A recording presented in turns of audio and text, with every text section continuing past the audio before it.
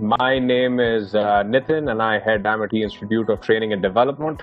And I, along with Brigadier Sharma, my colleague, will be conducting this interview or discussion with Sumeet. So a brief introduction to Sumeet, who's a dear friend and someone I've known for more than a decade. Sumeet is a governing council member of Healthcare Foundation, a Federation of India, which is briefly called NATHEALTH, and a member of Young Presidents Organization, an exclusive group of global leadership community with extraordinary chief executives from 130 plus nations. Sumeet has had an interesting career where he's worked with various healthcare organizations, including frontline service delivery for healthcare as part of Fortis Healthcare in India and Singapore. He's also worked in policy at the World Economic Forum, where he headed its healthcare initiatives. And as a foundation, he started off his career with Deloitte Consulting and Monitor Group, where he had in-depth interaction with the healthcare providers in the US, and that too at a cutting-edge level. He's currently a Managing Director of Midmark India, enabling and facilitating healthcare delivery for clients in healthcare service across the country. And they're making sure that customer needs are met for efficient and effective patient care.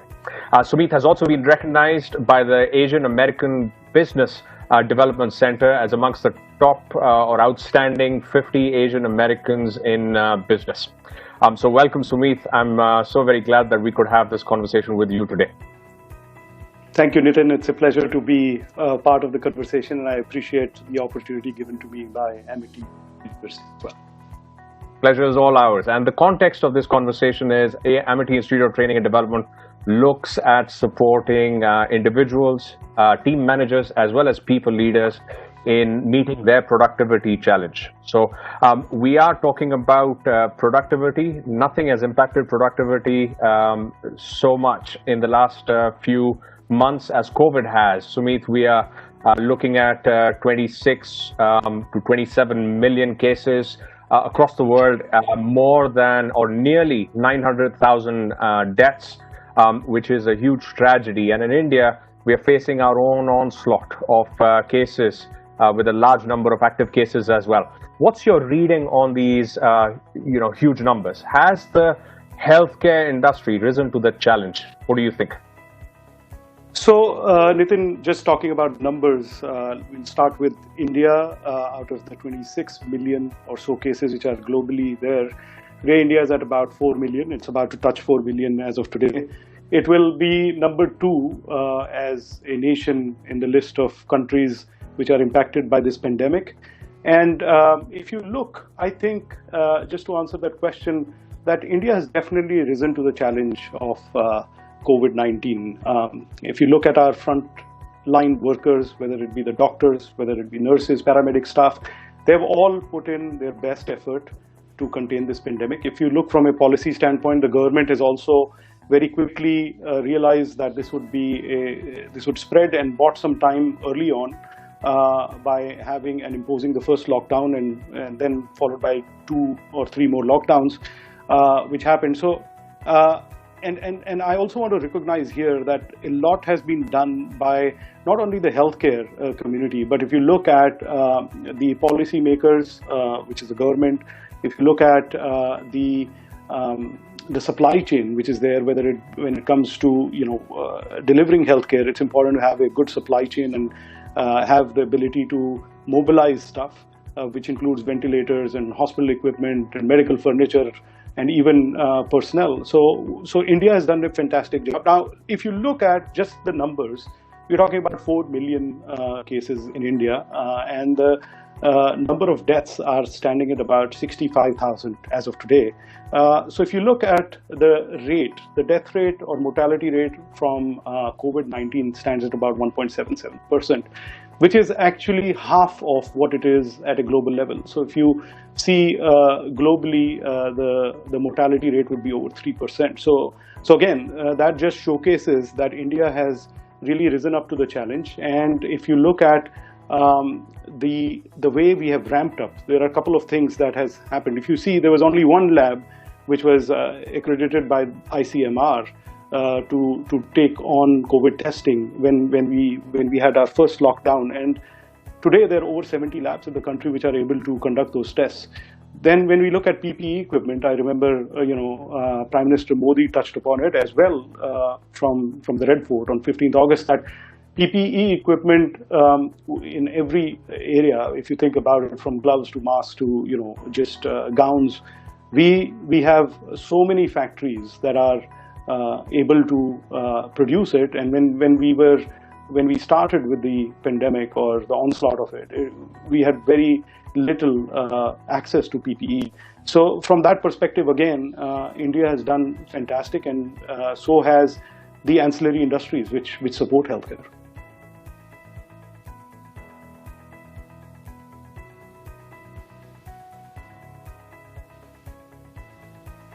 Nitin, I think you're on mute. Thanks for that, Sumeet. So if I was to dive in, can you hear me okay now? Yes.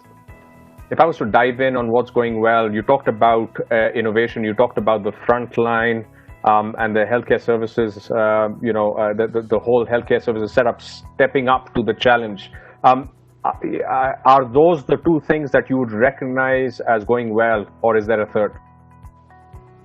So I think the other part of it is, the mobilization of resources was quick. So whether it be healthcare or otherwise, it happened very quickly. And I think people during the first lockdown obviously were very much supportive of the policy around it.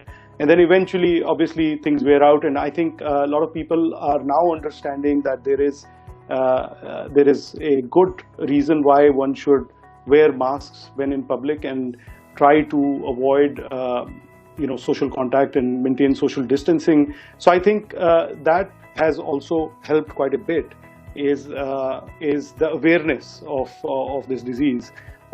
Because if you think today, the digitization that has happened in India has allowed for people to really embrace this change of behavior, and I think behavioral change is very important in any kind of healthcare delivery to be successful.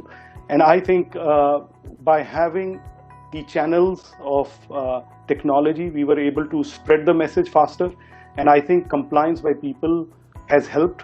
And I think the other part one should be aware of is that we just don't want people to be more callous around it. The prevention is the best cure, as we hear, and I think that is something which we need to follow up on. And I think a lot of people, including celebrities, have come and done a lot to kind of build that awareness. The government has also very quickly launched the Arogya Setu app, which allows for contact tracing.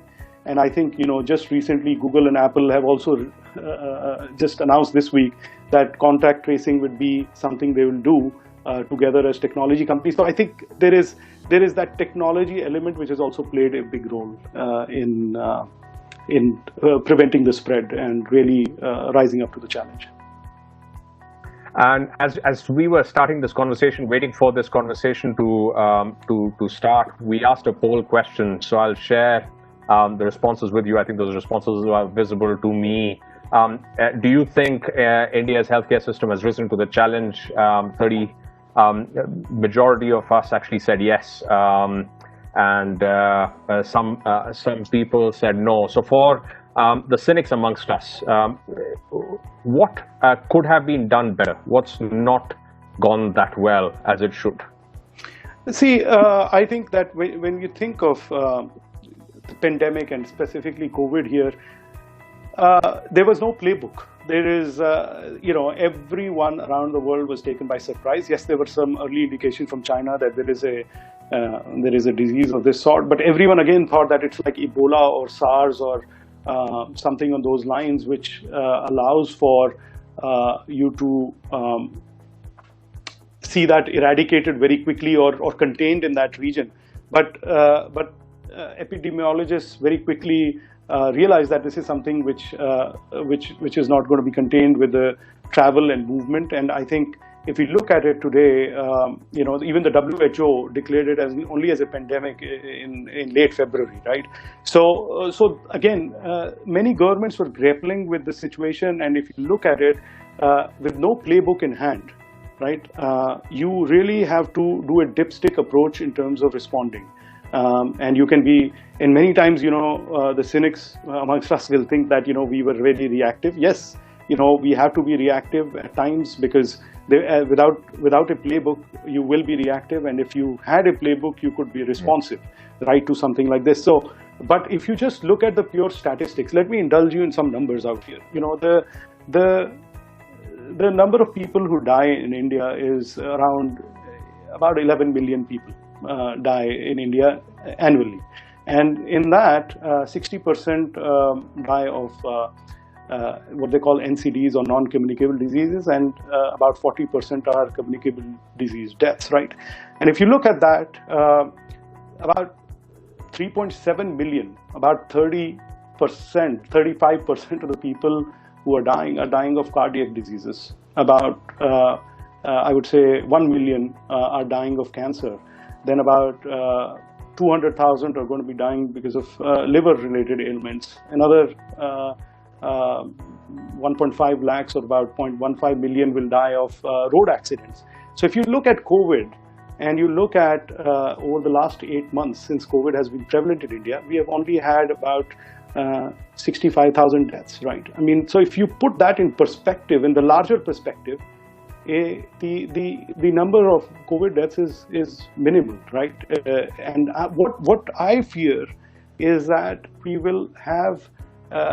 are spending disproportionate amount of resources of the healthcare towards COVID and its containment. And my fear is that we, in this 7 months, have not been able to provide the care, the much needed care that was required for the seriously ill in the other categories, right? And they have not been able to access hospitals at times. They have not been able to get the care that is required on a continual basis.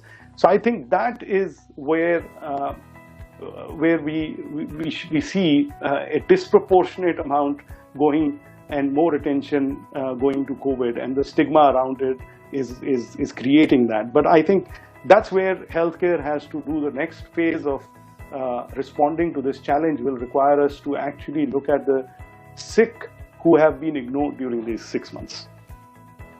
Right. So the point, let me ask you the question slightly differently based on the statistic that you just shared, which is interesting.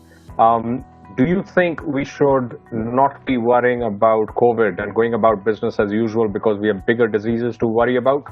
Or is this a wake-up call for us to learn something from COVID and do something for those bigger challenges, those bigger life-threatening diseases that have been troubling us and holding our country back?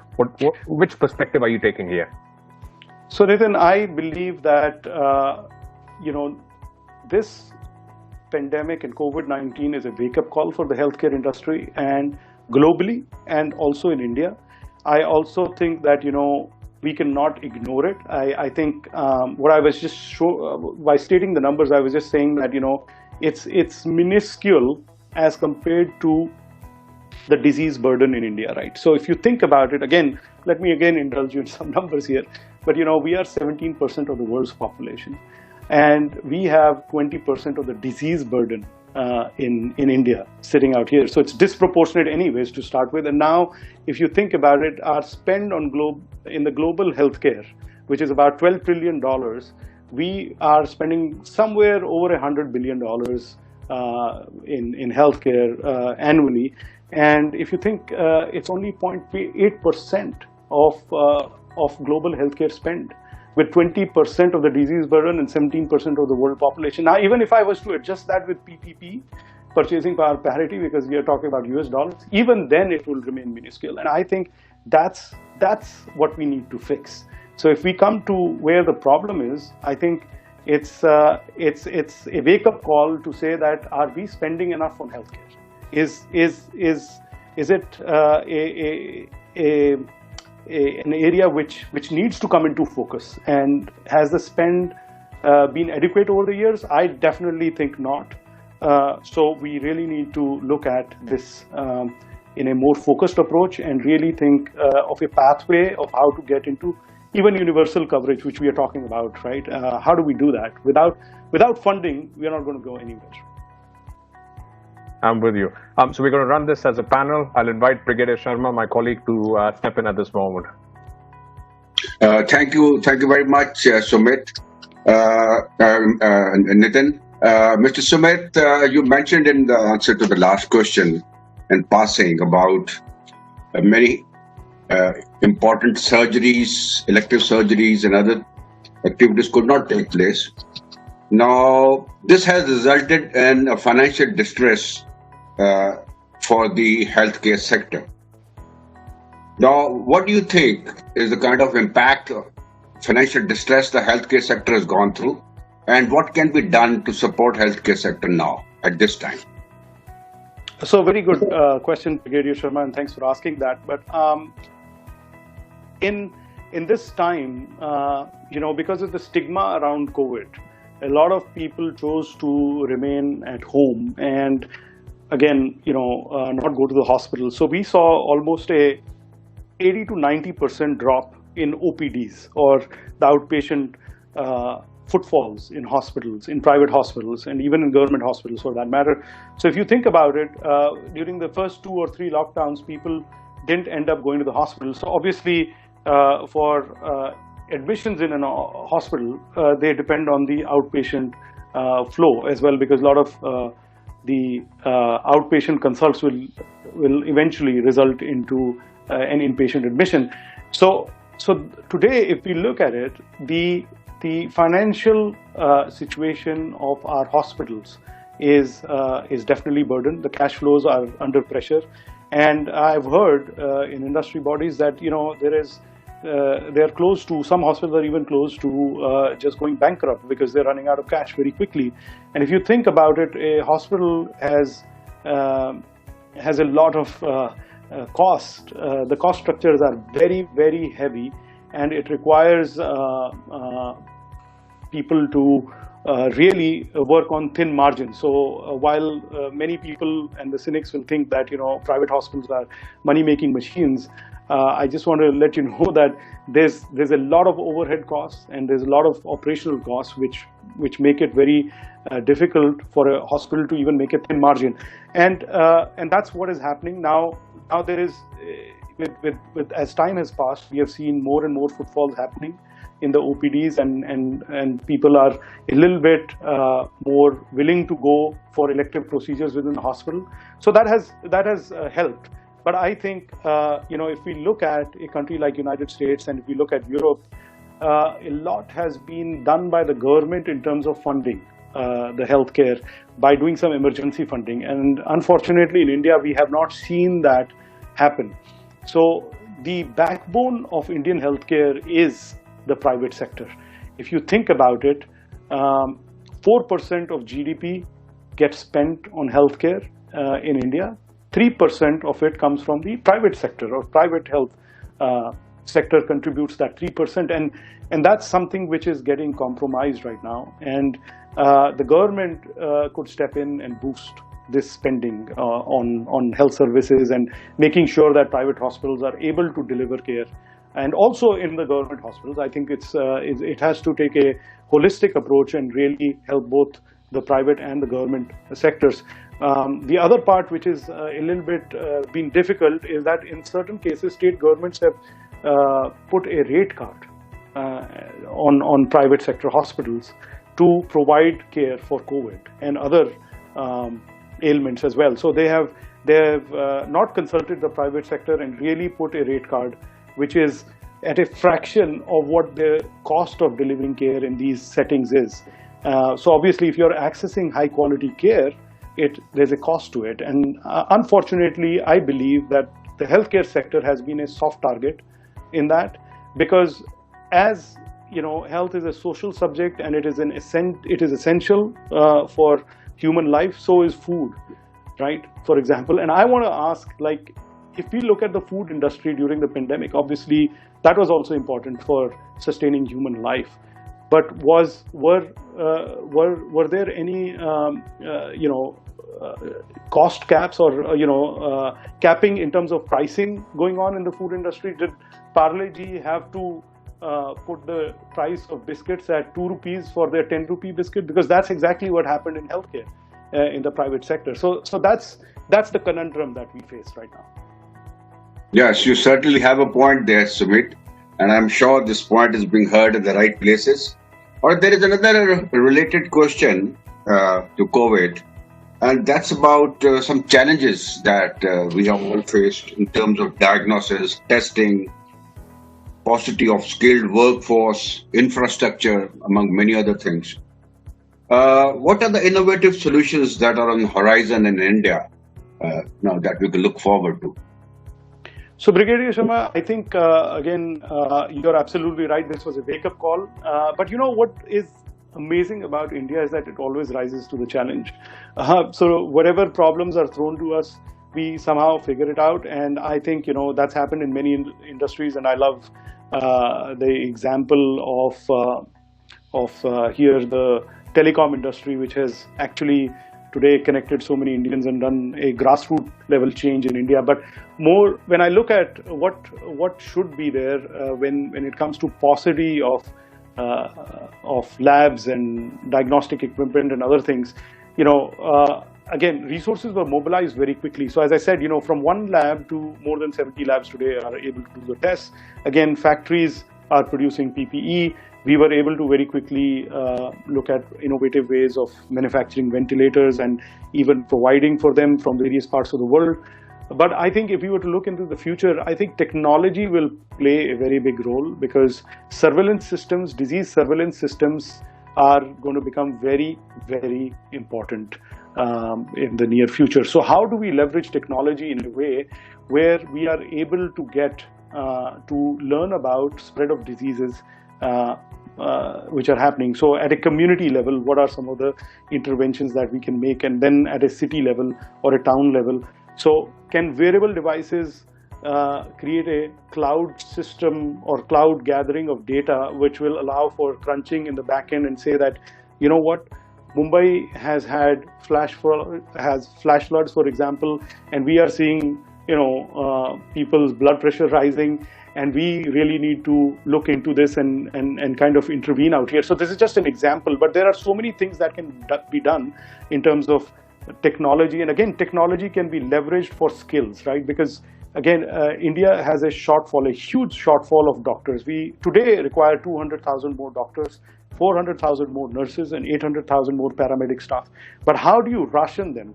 The only solution, because we are only able to produce 50,000 doctors a year which are joining the workforce in India, the only way to bring effective outcomes and care is to use technology through which doctor-patient can interact, and that is something which will allow for the care to be delivered without having doctors all over in the remotest parts of India, which is very difficult. So I think again, technology has to play a role in this in a big way. Or there is a related question. Thank you so much for that answer, Sumit. As we continue to confront the COVID crisis, healthcare providers are being forced to rethink facility design and how care is delivered. How does a healthcare provider harmonize the space, technology, and workflow for better outcomes? And this is one area I think you are in a particularly good position to answer this question. Yeah, thanks, Brigadier Sharma, for asking that. I think, again, with this crisis of COVID, we have realized that there is a way where we have to segregate some of the patients which are high risk in the COVID category and highly infectious, and continue the services of the hospital in a place where we are able to assure that there is no infection possible. So I think when we look at these spaces, it is essential to look at ways in which we have a step-up procedure. So in COVID facilities, it is important that we look at isolation, obviously for those who are not that sick, and then step them up to requiring, if they require ventilation or not, and there has to be a separate entry procedure and exit procedure for that, and a lot of hospitals have already done that in India.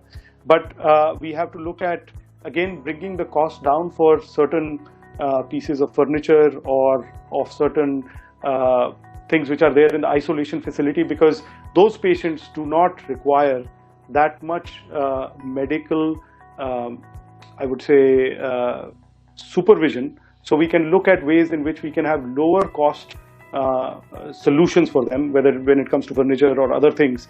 But when we look at the space which is required for ICU care, there are certain protocols that need to be followed. So obviously that will add to the cost.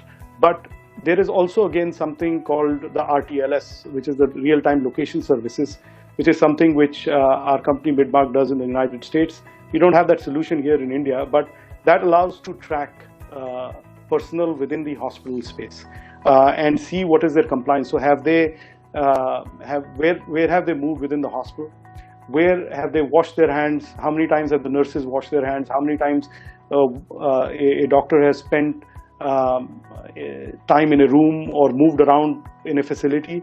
So this is something which helps in bringing better efficiency into the healthcare system, because there's a lot of wastage which goes on in healthcare. To be very honest, out of the $12 trillion spent globally, I think about $3 trillion is wasted, which can be prevented with better tracking systems and better billing systems. And that is something which we are making a difference in at Midmark by bringing in better space management. And I think that is something which will continue to bring the cost down. And I think we have to bring that into India and implement it. Thank you, Sumeet. Now, we'll come to a question which you have partially answered earlier on the issue of rate card. Now, price control is a reality in India. There's no doubt on that. Does this really signal the end of private investment and innovation in India? Let's have your answer to that. Yeah, good question, Brigadier Sharma. I think, what does private sector in any country thrive on? A private sector will always thrive on returns, right? Return on investment. And, if you look at the hurdle rate in India and the kind of interest rates that are there, it's around 8%. And if you're lucky, you're at 8%. Otherwise, business loans stand at about 11%. And if you add the weighted average cost of capital, which is WACC, it's much higher. And, for a private sector to be successful, you really need to pass that hurdle rate, right? And that's something which is in the north of 15%. So if you're not getting that kind of return, or a return on invested capital of over 10%, obviously private investments will go down. And the way today healthcare is structured in India, it's becoming more and more difficult to extract that kind of return because of increased cost pressures. And if we look at private equity investments, while there has been a lot of activity in this space in the healthcare arena for a while, I think they'll start rethinking, because with the ROICs and the WACC numbers where they are, it's going to be very difficult. And if you look at innovation, the cost is always on innovation, because a lot of the returns are then redeployed into getting better equipment or spending on R&D, whether it be in a company like mine or whether it be in any other multinational, right? And if you're not going to get that return, you're not going to be able to allocate money into R&D and other innovation measures which are required because disease patterns are changing and we require more and more innovation. Actually, the minimum spend on R&D in healthcare has to be around 3%, but it should be much higher than that. And that is getting compromised if we do not see a return, and they will retreat. Yes, the private sector will retreat, innovation will be stemmed, and already I'm seeing a lot of pressure from multinationals not able to get the price that they need out of India. So they are actually looking to exit from the Indian markets? Thanks, Sumit. As we were talking about price, we launched a poll with our audience here, and we are running a number of polls to get your perspective. In fact, one of the ideas proposed by Sumit himself to get participation going. The question was, is the cost of healthcare in India unreasonably high? Do you think the price of healthcare in India is unreasonably high? We have our responses in. I'm just going to share that with our participants as well. We are talking about roughly about 66, say 70% of us saying they are unreasonably high.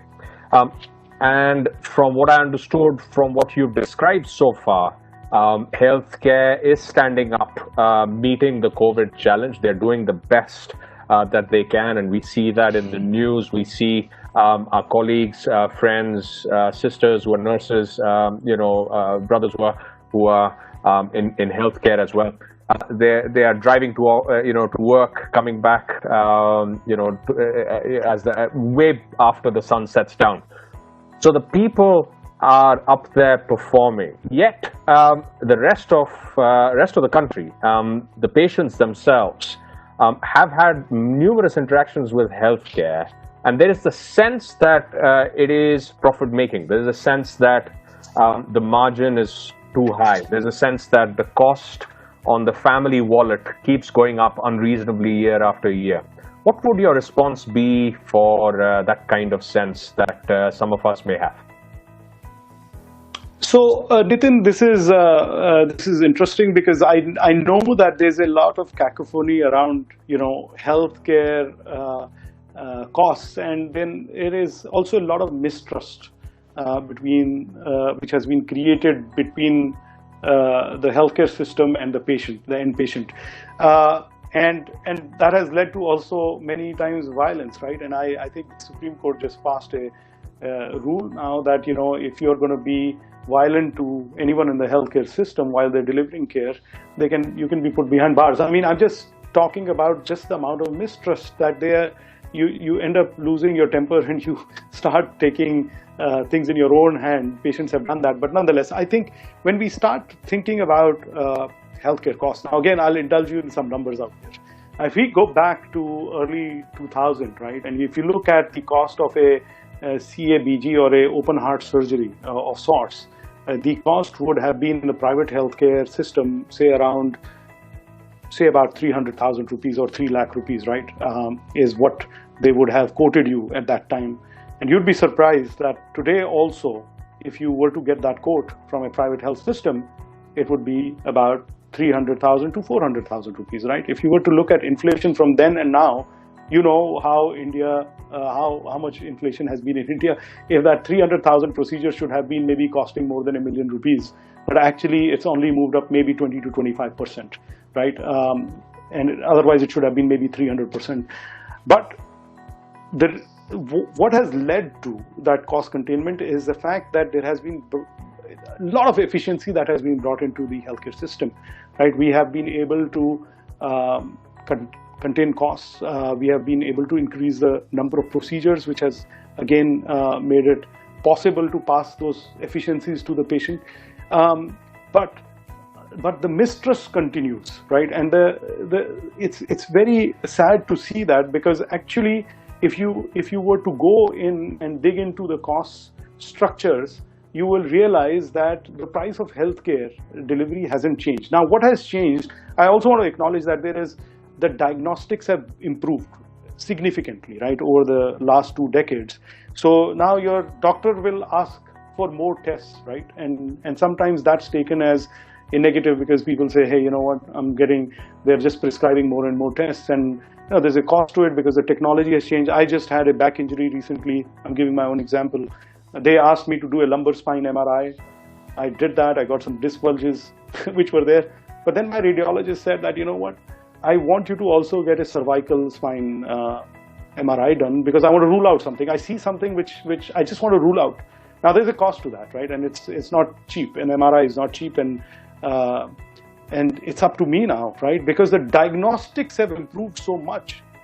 The call is on me that, you want to get a peace of mind. You want to get another test done and just say that, can I actually eliminate the cost on the healthcare system by knowing early on and preventing a disease which will take course later on, is something there. But I could look at it another way and say that,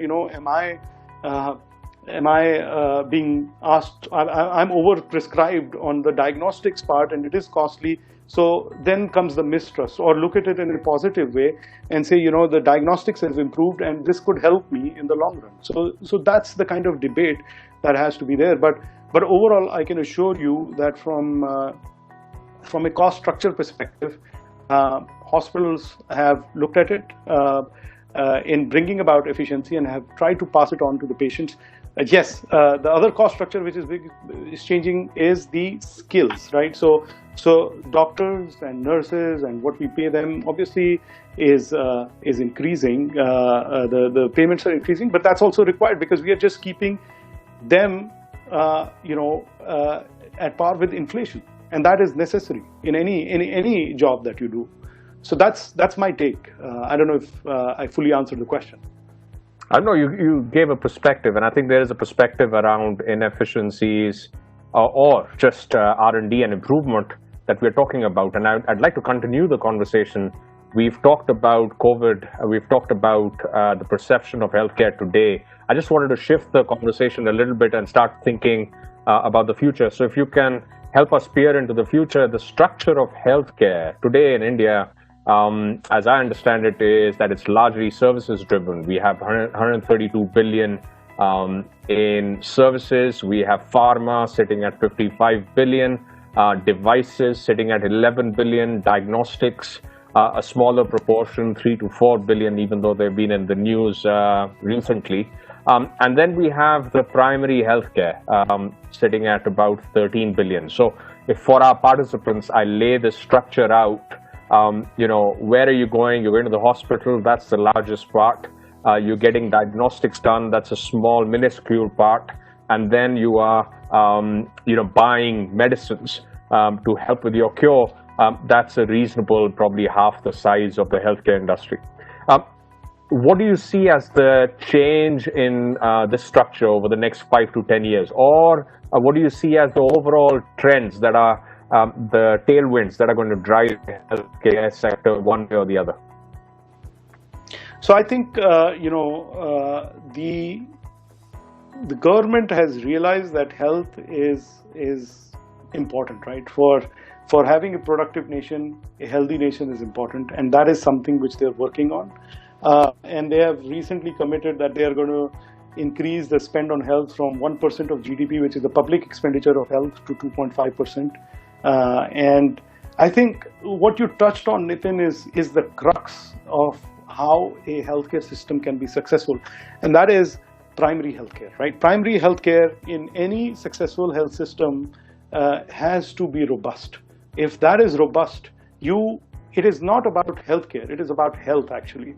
And our objective has to be to keep people out of the hospital. So we don't want people to end up in secondary or tertiary care.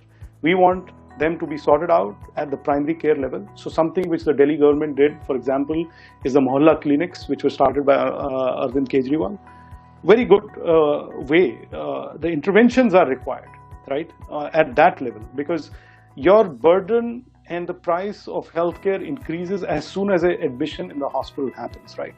And that's where we want to drive our attention towards, is that we don't want people ending up in the hospital. We want to keep them out. But how do we do that? Now, I was very fortunate to have my early experiences at Kaiser Permanente, which is one of the large US healthcare systems.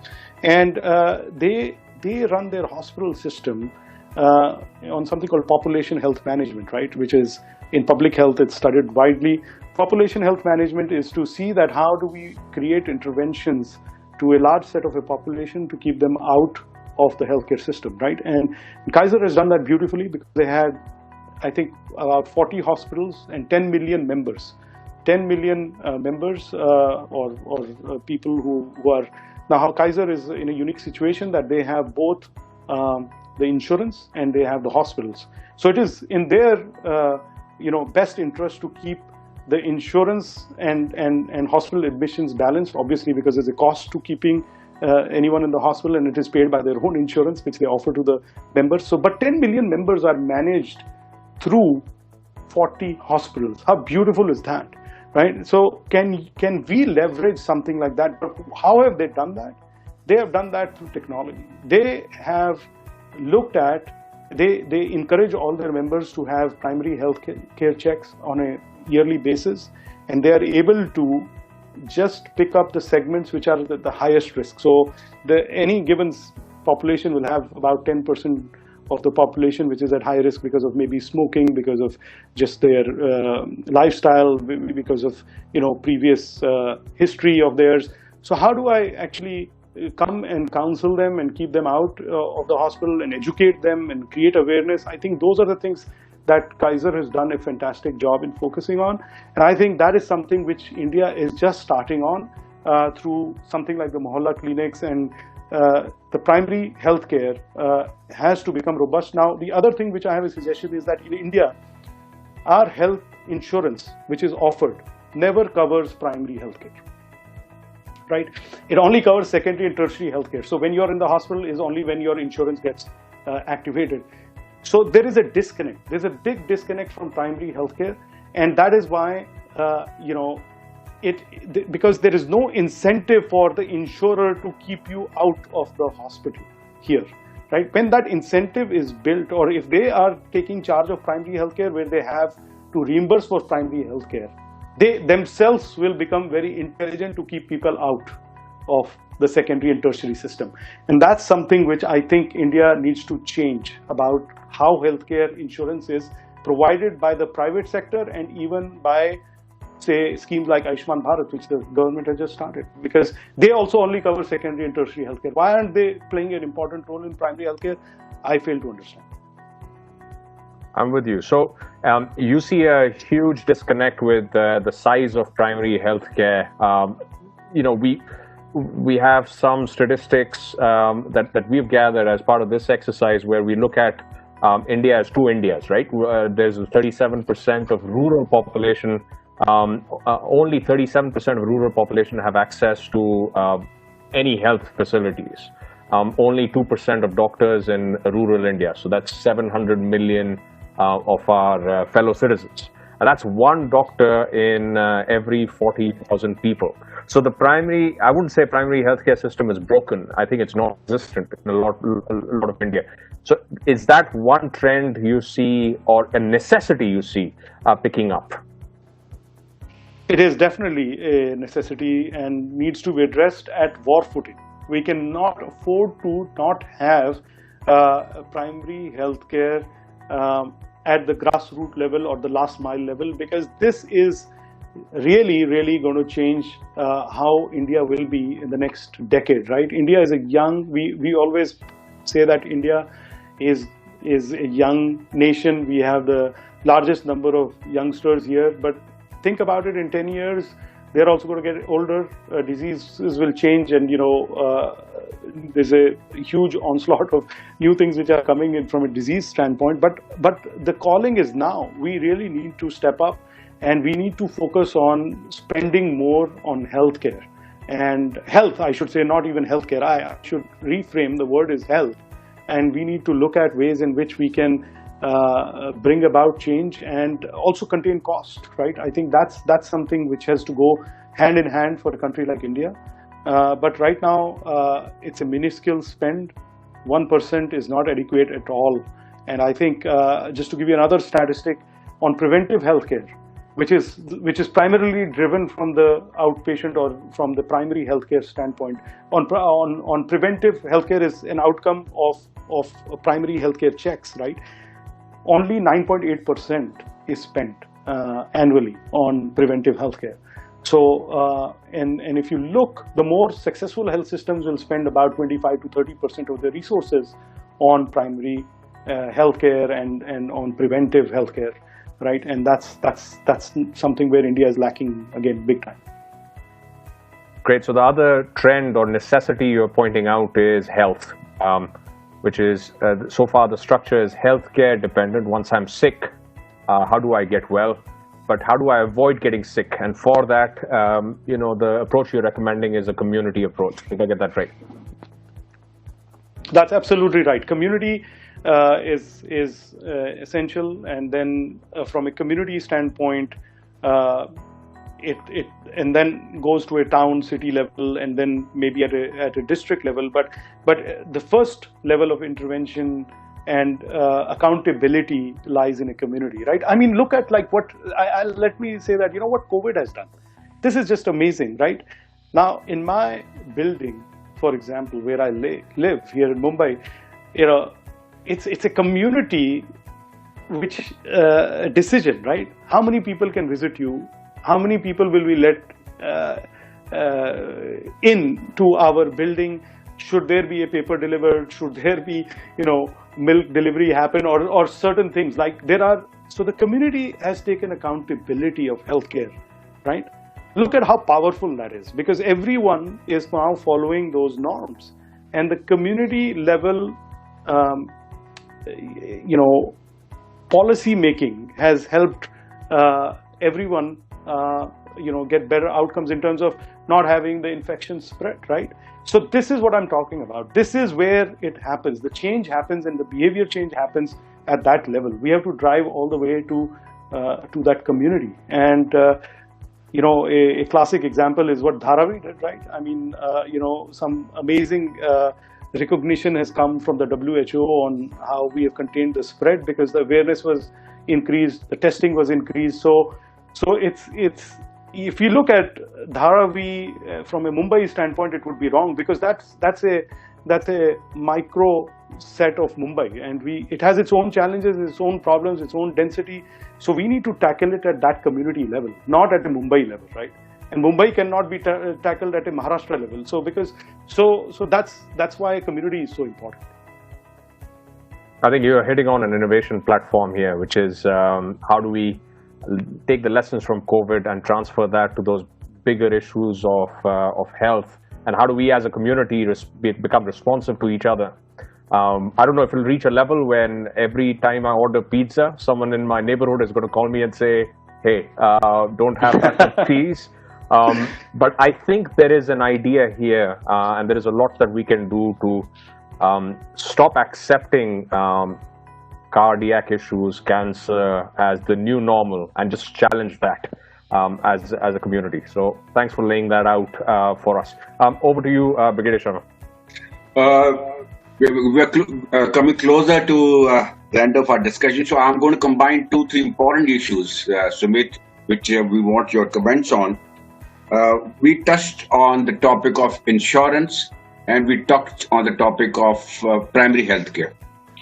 Now, I'm going to combine a question of Ayushman Bharat, which for the benefit of viewers, I'll just say that it's a national health protection scheme. It will cover about 10 crore poor families.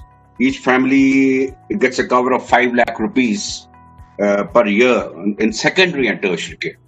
Now, so on one side, we have the government stepping in with insurance cover, which will of course increase. And in this case, the private sector hospitals can also be approached by a patient.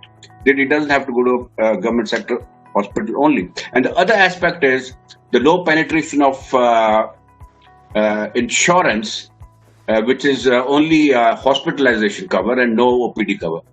Now, what do you think is going to be the impact of the Ayushman Bharat scheme? How do you think the universal insurance health cover will it ever come into India? Maybe have your thoughts on that. Thank you, Brigadier Sharma. So I'll just start with allocation to healthcare. Public allocation to the healthcare in India. So the health ministry has an allocation of 64,000 crores. 64,000 crores, and 1/10 of that, which is 6,400 crores, is spent on Ayushman Bharat. That's the funding Ayushman Bharat has during this financial year. Now, if you look at that, and you said 10 crores families, which is great, and if I multiply, just saying that it is five individuals in that family on an average, that comes out to be about 500 million people, or 50 crore people. And if you look at 50 crore people, and I say that they get sick 5% of the population requires hospitalization of this 500 million. The math around it comes out to about 2,500 rupees per person is what the allocation for just the sick is for Ayushman Bharat, 2,500 rupees, right? And 2,500 rupees today is the cost of maybe in a year, two times a family of 5 can dine at Pizza Hut or something on those lines is what I'm trying to get there. But you know, how is a hospital in the private sector, even a government hospital, able to provide care for 2,500 rupees? And I'm only taking 5% of the people fall sick out of the 50 crore or 500 million people. So this is where I see that there is a big gap in the funding again, right? Now, defense is important. You know, it's great. We are spending on defense about 2% of our GDP, which is again all public health expenditure. Recently, we have bought Rafale jets at 59,000 crores, which is equivalent. 36 Rafale jets were 59,000 crores. The allocation to the health ministry is 64,000 crores. So you can think, yes, we have to protect our borders. We have to also protect our citizens, right? I just want to bring a comparison out there. But Ayushman Bharat is a good step. I'm saying it's in its second year or about 2.5 years. I think it's the right step. I feel that the way we need to take it is bring some onus. Why do insurance companies have a copay? We cannot dole out free stuff. We should also make everyone accountable. Whether we take 2% or 3% of the hospital bill, we need to bring that accountability in Ayushman Bharat, where people are also held accountable for their own health and they are responsible to pay, one, a certain amount of the bill. Second, Ayushman Bharat should cover primary healthcare, is my take, because without primary healthcare, we know that it brings more people into the healthcare system in the secondary and tertiary levels. And I think a universal healthcare path is being started out for sure. The government has announced the National Health Digital Mission, which was just announced by the Prime Minister. Again, very minuscule allocation of 400 crores has been made for that. I think to digitize health records for every citizen in the country, a much higher allocation is required. But I think the will is there by the government. They have just embarked on this. It's been only 2.5 years, but I see this is the forward path. We just need to increase the funding. The willingness is there. The other part which I want to also bring about is that skilling is very important. We are lacking. We can create as much infrastructure as we want. We can put as much money as we want into healthcare. But without having people, which are the doctors, the nurses, and the paramedic staff, we are not going to achieve anything. And today, we have brain drain out of India for people going abroad because they get better opportunities, because possibly they're not getting paid enough, or they seek better opportunities over there. A critical shortage of manpower. 200,000 doctors, 400,000 nurses, 800,000 paramedics are required as of today. And we have built capacity in the medical education front by 50,000 graduates coming out every year from the medical arena or MBBS degree, but that still is not going to cut it for us. So these are some of the things which I think we need to work on.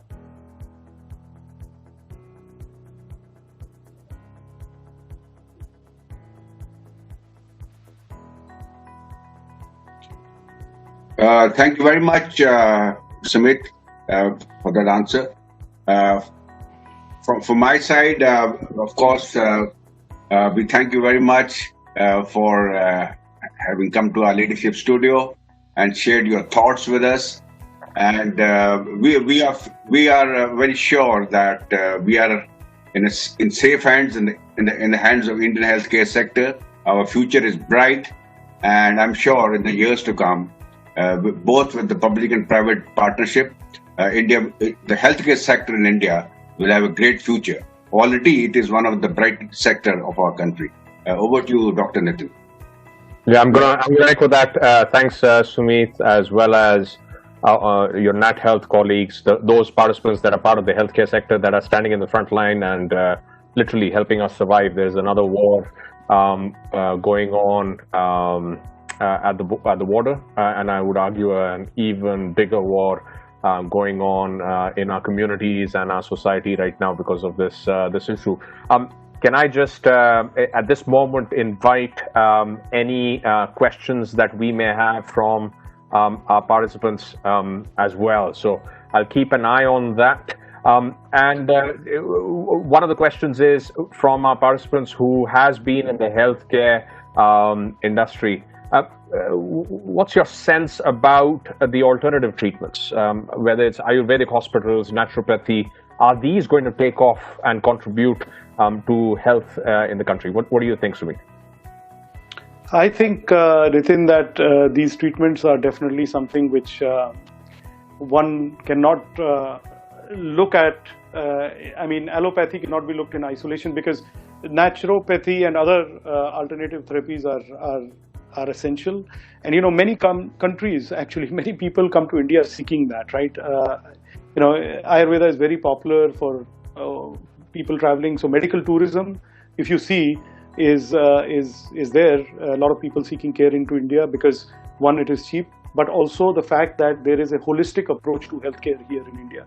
So they look at many alternative therapies like Ayurveda. Anything which is in the ambit of Ayush is looked at. And I myself today, to be very honest, after my back issue, I have taken a naturopathy route of things where I'm not actually taking any medication, but I'm letting myself heal naturally, and it's working wonders. Many times allopathy is a quick fix, but if you have the time and the ability to wait it out, sometimes naturopathy works, and some of these alternative treatments have just proven wonders. So, and in India, you can tell that many of the companies which are doing work in this space have done well, whether it be Patanjali or Dabur or others which are trying to foray into this space. So the belief systems of Indians lies in these therapies, and it has proven to be good. And I see a lot of private equity activity in that, so I'm sure there are some good prospects coming along. I'm with you. Thanks, Shashank, for that question. There's another topical question, and I think I'm going to link that from Rohit. How do we ensure safety and support of healthcare workers? And I'm going to add a question of my own. You as a leader of cutting-edge healthcare service provider for the healthcare industry, how are you ensuring safety in your frontline? So for us, safety, and for any institution, whether it be in the healthcare industry or otherwise any industry, this is very important. And I think what we did early on is build awareness and also a response mechanism which allowed for us to see that what is. So when I say surveillance, we did our own little surveillance system where we are checking our workers as and when they enter our premises. And we are trying to look at technologies which will help to do a mass screening, because right now obviously it's time consuming and that takes certain things. And we are looking at ways in which we can constantly sanitize our factories and our office spaces so that we can keep the safety of the people intact.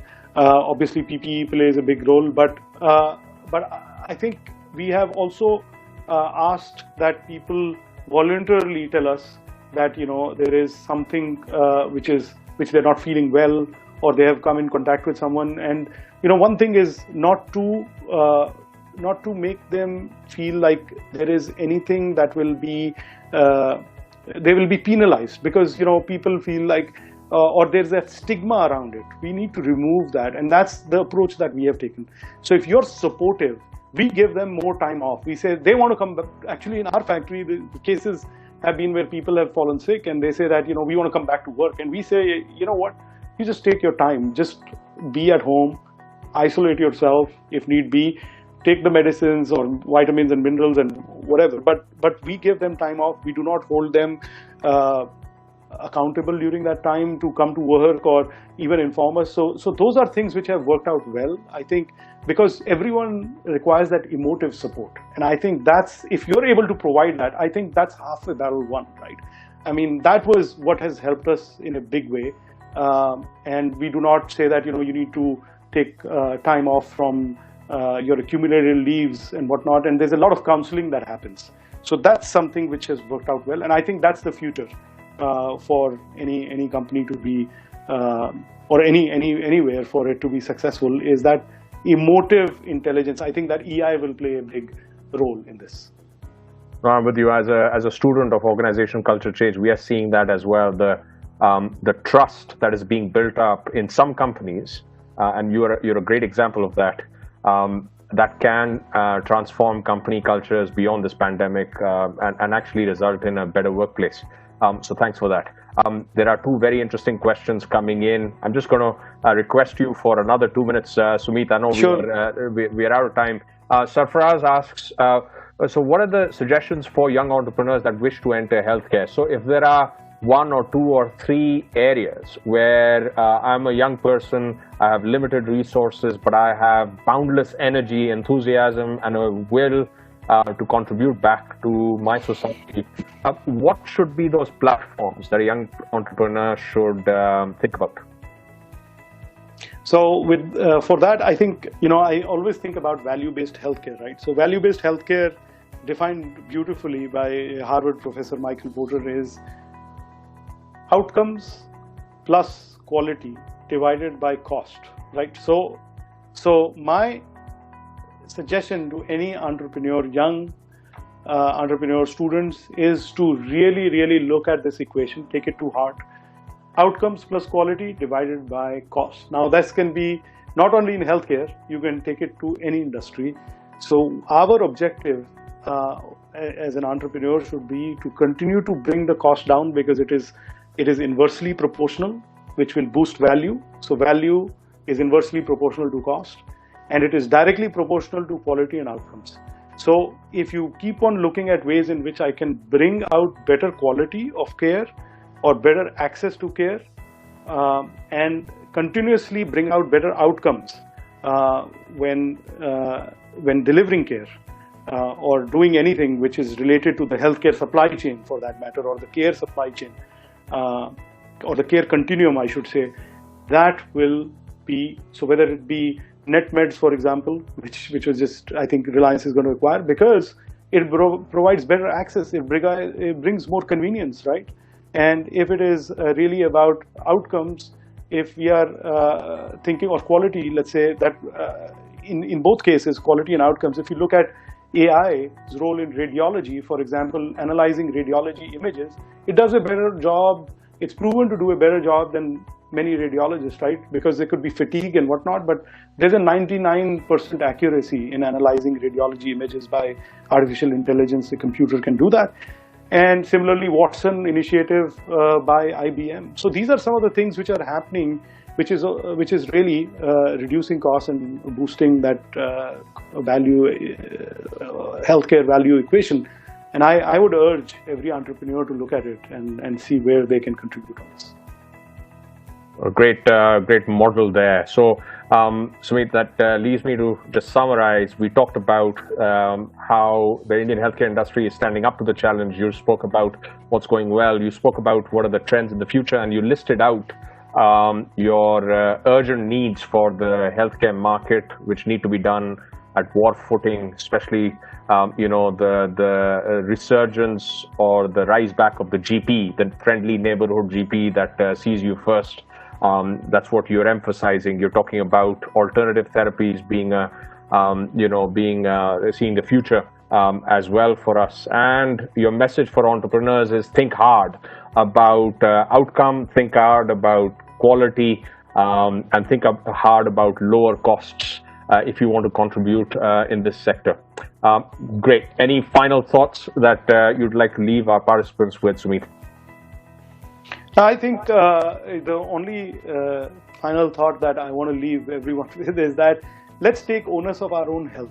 I think, if we are able to do that, there's a lot that we can put or blame or put our finger towards and say, the government didn't do this, the private sector is not doing that or whatever, but it all starts with us. So and we can also blame the community for that matter, because it's collectively it's easy to blame, but are we ourselves putting onus on our own health is something which should realize, and this is something which can be a big change and can really unburden the healthcare system, and this can be done through awareness, which can come to yourself about the things that you can do to your own health and hold others accountable for that matter. I think that is something which is necessary, right? That community intervention which you were just discussing is something which we can think about. There'll be always temptations, right? We have temptation from the food industry, we have temptation from the gaming industry, we have to sit around from Netflix to be in front of and be couch potatoes. But I think it all starts with us, and it all starts with taking that onus and holding ourselves accountable and our near and dear accountable. What a note to end. So wear the mask to protect others, take care of your own health to protect society. So with that note, thank you, Sumeet, for your insights. Again, thank you for being in the front line as we fight against this pandemic. Thank you also to your team that supported us in pulling this talk together. So and also thank you, Brigadier Sharma, for joining in with me on this panel. This is Nitin. This has been part of Amity Institute of Training and Development's session on healthcare. It leaves me to say that I think Dil Mange More, Sumeet. So we should have you back for continued conversation on the topics that we couldn't cover. I really appreciate the opportunity, Nitin and Brigadier Sharma, and all the organizing committee at Amity, because I think very timely conversation. I think this is something which can really, if I could have influenced a few hundred people to be more accountable for their own health and think of healthcare as an investment, I think we have achieved the objective today.